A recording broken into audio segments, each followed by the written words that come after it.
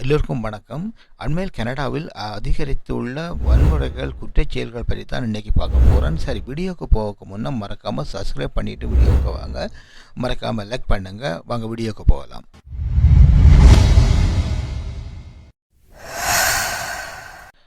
அண்மை காலமாக கனடாவில் குற்றச்செயல்கள் அதிகரித்திருப்பதாக போலீஸ் வட்டாரங்களும் அதுபோல் மீடியாக்களும் இங்கே சொல்லிக் கொண்டிருக்குது. நாங்களும் பார்த்து கொண்டே இருக்கிறோம். ஏனென்று சொன்னால் அநேகமானவர்கள் இந்த துப்பாக்கி முனையில் முகமூடி அணிந்து கொண்டு வீட்டுக்கள் இரவு நேரத்தில் வீட்டுக்குள்ளே போய் அவர்களுக்கு தெரியாமலே அவர்களை விண்டோ உடைத்து போட்டு கீ எடுத்துக்கொண்டு கார் எடுத்துக்கொண்டு போகிறதும், அவர்களை மிரட்டி காசு கேட்பதும், நகையில் எடுப்பதும் அப்படியான செயல்கள் நடந்து கொண்டு இருக்குது கனடாவில். அப்போ அது இப்போ டொரண்டோவில் உள்ள டொரண்டோ சிட்டியிலே தான் அதிகமாக நடந்து கொண்டு இருக்குது. அதை விட டொரண்டோவை சுற்றி இருக்கிற சிட்டிகள் பிரம்டன், வான் மற்றும் மிஸ்ஸிசாகா அப்படியான சிட்டிகள் தான் கொஞ்சம் அதிகரித்திருக்குது. போன கிழமை நேற்று முந்தின தினம் ஒரு வீட்டுக்குள்ளே புகுந்த 4 பேர் கொண்ட ஒரு கும்பல் முகமுடி அணிந்து கொண்டு அந்த வீட்டுக்குள்ளே இருந்த நபரை தாக்கி விட்டு அவரோட செல்போனை உடைத்து போட்டு காசு கட்டிருக்கணும். அப்போ அந்த சூழ்நிலையில் அவர் என்ன செய்தார், அப்படி என்ன காசு கொடுத்தாரா கொடுக்க இல்லைன்னு அது ஒழுங்காக தெரியல. போலீஸ் இங்கே வரை போய் கொண்டிருக்க பிறகு அதை மீடியா எடுத்து நியூஸ் எடுத்து போட்டு இருந்தது. என்ன பிரச்சனை சொன்னால், அவர்கள் வீடு உடைச்சி உள்ளுக்கு போகும் அளவுக்கு அவருக்கு தெரியாமல் இருந்திருக்க உள்ளுக்கோ. அந்த சூழ்நிலையில் அவர்கள் ஈஸியாக போகிற சூழ்நிலையை அவர் தான் உருவாக்கியிருக்கார். என்று சொன்னால், அவர் வீடு வேண்டி வைத்து இருந்தவருக்கு ஒரு அலாம் சிஸ்டம் போட்டாமல் இருந்தது அவருடைய தப்பு. செக்யூரிட்டி கேமரா வீடியோ எடுத்திருக்குது. ஆனால் செக்யூரிட்டி கேமரா வீடியோ எடுக்கத்தான் முடியும், முகமூடி போட்டவரை யார் அடையாளம் காட்ட முடியாது. இப்போ என்ன போலீஸ் ஆஃபீஸர் மாதிரி என்ன சொல்கிறாங்கன்னு சொன்னால், இப்போ வீட்டில் கட்டாயம் அலாம் சிஸ்டம் இருக்கணும் ஒன்று. ரெண்டாவது, இப்போ சென்சர் அலாம் போட்டுனா இன்னும் சிறப்பாக இருக்க முடியும் மாதிரி தான் எல்லாம் சொல்கிறாங்க. ஏன்னு சொன்னால், சென்சர் அலாம்னு சொன்னால் உங்களில் நடப்பாதையில் அவர்கள் வரும்போது, அதாவது பப்ளிக் வீதியிலிருந்து உங்களில் புறப்பட்டேக்க இன்டர் பண்ணும்போது அவர்களுக்கு தெரியாமலே ஒரு சென்சர் அலாமை நீங்கள் போட்டி விட்டீங்கன்னு சொன்னால், அது உங்களுக்கு வீட்டுக்குள்ளே சவுண்ட் கொடுக்கும். அதாவது உங்களை வீட்டுக்கு ஒருத்தர் வாரார், உங்களை லேண்டுக்குள்ள க்ராஸ் பண்ணி வாரார்ன்னு சொல்லி உங்களை அலர்ட் ஆகும். அந்த நேரத்தில் நீங்கள் சுதாரித்து கொண்டு அடுத்த நடவடிக்கைகள் நீங்கள் செய்யலாம். அதாவது அவருக்கு தெரியாது, நீங்கள் சென்ஸ்லாம் போட்டிருக்கிறது அவருக்கு தெரியாது என்னென்னு சொன்னால் அதை ஹைட் பண்ணி தான் வைப்பாங்க. அந்த நேரம் பார்த்து அவர் உள்ளுக்கு வர யாராவது திருடர்களோ கல்லர்களோ யாராவது உங்களை வீட்டுக்கு வந்தால் உங்களுக்கு வீட்டுக்குள்ளே ஒரு அலாம் அடிக்கும் என்று சொன்னால், நீங்கள் கேமராவிலே பார்க்கலாம். ஆஹா, இது யாரோ வந்துட்டாங்க அவர்களுக்குன்னு சொல்லி நீங்கள் போலீஸுக்கு கால் பண்ணலாம். இல்லாட்டி உங்களுக்கு அவசரத்துக்கு உங்களுக்கு நண்பரோ உறவினரோ பக்கத்தில் இருக்க யாருக்காவது கால் பண்ணி ஆக்களுக்கு உதவிக்கு கூப்பிடலாம். என்ற இரவு நேரத்தில் உங்களுக்கு சேஃப்டி என்று சொன்னால் போலீஸுக்கு தான் கூப்பிடணும். அந்த 10 நிமிஷத்துக்குள்ள போலீஸ் வந்துடுவாங்க. இது ஒரு நல்ல அட்வைஸ் உங்களுக்கு. இப்படி ஒரு வீடு வண்டி நல்ல வீடுகளை வச்சுருக்கிறீங்க, மில்லியன் கணக்கில் வீடு வண்டி வச்சுருக்கீங்க, இது $100 இதை பூட்டி விட்டால் எல்லாருக்கும் நல்லது. அநேகமாக தமிழாக்கள் இந்த வீடியோ கனடாவில் நிறைய பேர் பார்ப்பீங்கன்னு நினைக்கிறேன். இந்த வீடியோ கனடாவில் நிறைய பேர் பார்க்குறீங்க. தயவுசெய்து உங்களை ப்ராப்பர்ட்டி நீங்கள் பாதுகாக்கணும்னு சொன்னால் இப்படியான செய்யுங்கள். ஒன்று. ரெண்டாவது, இப்போ வருவர்கள் துப்பாக்கி கன் கொண்டு தான் வராங்க என்று சொன்னது. அந்த வீடியோவில் நான் பார்த்த வீடியோவில் கன்னும் கொண்டு வந்திருக்காங்க. கன் கொண்டு தான் பிளாக்மெயில் பண்ணி தான் காசு பண்ணிடுற மாதிரி சொல்கிறாங்க. சரி, ஏதோ இப்படியோ கொஞ்சம் அவதானமாக செயல்பட வேணும்னு தான் சொல்கிறேன். ரெண்டாவது, கனடாவில் இது குற்றச்செயல்கள் அதிகரிக்க இந்த காரணம் என்று சொன்னால் வேலையின்மை.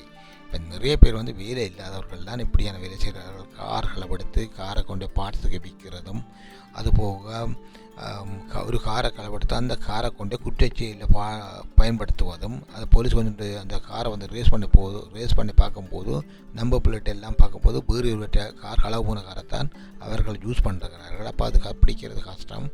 அது மட்டும் இல்லாமல் ஆழ்கடத்தல் அண்மையில் கூட வான்மேல் என்ற ஒரு மூலில் ஒரு பெண் பிள்ளையை வலுக்கட்டாயமாக 4-5 பேர் முகமூடி அணிந்து கட்டாயப்படுத்தி காரில் ஏற்றும் போது அது பக்கத்தில் இருந்த ஒரு நபர் வீடியோ எடுத்து அது போலீஸுக்கு கொடுத்து, ஆனால் அந்த பெண் பிள்ளை தப்பினாலும் அது சேஃப்டி இல்லை என்று சொன்னால், இப்படி இணைச்ச இடத்துல இப்படி பகலில் இவர்கள் இப்படி செய்கிறார்கள் என்று சொன்னால், அதுக்கு இந்த கனடிய நாட்டு சட்டம் தான் அதுக்கு கொஞ்சம் இருக்கணும். என்று சொன்னால், இங்கே சட்டம் பெருசாக ஸ்ட்ராங் இல்லை. என்னென்னு சொன்னால், இப்போ ஒருத்தர் குற்றச்செயலில் ஈடுபடுறாருண்டா ஆக மிஞ்சினா 2 வருஷம் 3 வருஷம் ஜெயிலுக்கு போட்டு வெளியில் வந்துடுறார், இல்லைன்னா பிணையில் வந்துடுறார்.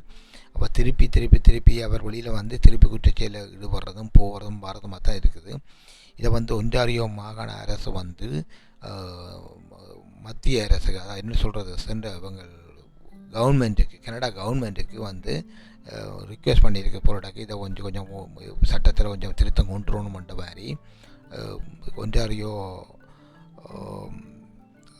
மாகாண முதல்வர் வந்து சொல்லியிருக்கிறார். அப்போ நாளடைவில் சட்டங்கள் மாறக்கூடும். இருந்தாலும் இப்படியான குற்றச்செயல்கள் ஈடுபடுறவர்களை வந்து கடும் காலம் சிறையில் வைக்கணும் என்றால் தான் இந்த சட்டங்கள் வந்து மாற்றினா தான் இந்த குற்ற செயல்கள் குறையும். அதுபோக இங்கே கடை வழியை இந்த கடைக்குள்ள போய் குற்றச்செயல்கள் செய்பவர்கள், கடை உடைத்து நகையில் எடுப்பவர்கள், போலி நகையில் கொண்டு கடையில் கொடுப்பவர்கள், அண்மையில் கூட ஒரு தமிழ் வர்த்தக நிலையத்தில் நகைக்கடையில் கூட போலி நகை ஆவணத்தை கொண்டு நகையை கொண்டு போய் விற்கிறதுக்கு முயற்சி செய்த சம்பவம் கூட நடந்திருக்கு, கூட தெரிஞ்சிருக்கும்.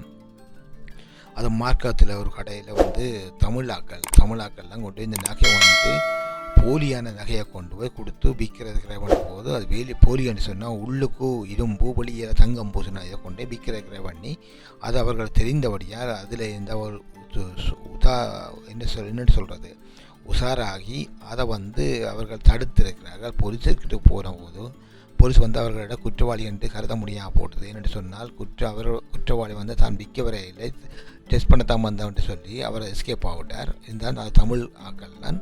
சரி, எது எப்படியோ கனடாவில் இப்போ குற்றச்செயல்கள் அதிகரிச்சிருக்குது. சட்டம் மாறணும். இல்லைன்னு சொன்னால் நாங்கள் விழிப்பாக இருக்கணும். தனிமையில் போகிறதோ யாராவது பேரண்ட்ஸோ வயது போனவர்களோ சரி, இல்லைன்னு சொன்னால் கனடாவில் உள்ள தனிமையில் வீட்டில் இருக்கிறவர்களோ சரி கொஞ்சம் அவதானமாக இருங்கள். என்று சொன்னால் யார் எப்போ என்ன நடக்கும்னு தெரியாது. இது ஒரு சும்மா ஒரு எச்சரிக்கை வைத்துக்கொள்ளலாம். என்று சொன்னால் இதை தான் போலீஸ் ஆஃபீஸர் மாதிரி சொல்கிறாங்க. என்று சொன்னால் நீங்கள் தனிமையில் இருக்கும்போது வீட்டில் அக்கம் பக்கத்தில் கொஞ்சம் அவதானம் இருக்கணும். என்று சொன்னால் எப்போ என்ன நடக்கும்னு யாருக்கும் தெரியாது. அதுக்காக தான் இந்த வீடியோ பதிவை போடுறேன். கனடாவில் கிட்டத்தட்ட இந்த வரியம் மட்டும் இப்போ 2024 மட்டும் கிட்டத்தட்ட 300க்கு மேலே குற்றச்செயல்கள் நடந்திருக்குது. கிட்டத்தட்ட இறந்தவர்கள் எண்ணிக்கையும் அப்படி தான் இருக்கும். கணக்கு கிட்டத்தட்ட ஒரு 25-30-40 பேருக்கு மேலே இறந்திருக்காங்க கன்ஷோட்டில் என்று தான் செய்திகள் வருது. அப்போ அதெல்லாம் பார்க்கும்போது கொஞ்சம் அவதானமாக தான் இருக்கணும். சரி, இந்த வீடியோவை நான் இதோட முடிச்சுக்கொள்கிறேன். இன்னொரு வீடியோவில் இதை பற்றி பேசுவோம். உங்களுக்கு இந்த வீடியோ பிடிச்சிருந்தால் லைக் பண்ணுங்கள், மறக்காமல் சப்ஸ்கிரைப் பண்ணுங்கள். இது ஒரு என்னென்னு சொல்கிறேன், இது ஒரு எல்லாரும் அவதானம் இருக்க வேணுமென்றதுக்காக தான் இந்த பதிவை போடுறேன். கனடாவில் இருக்கிற மக்களுக்கு அநேகமாக தெரிஞ்சிருக்கும், இல்லை அந்த வீடியோலாம் பார்த்துருப்பாங்க.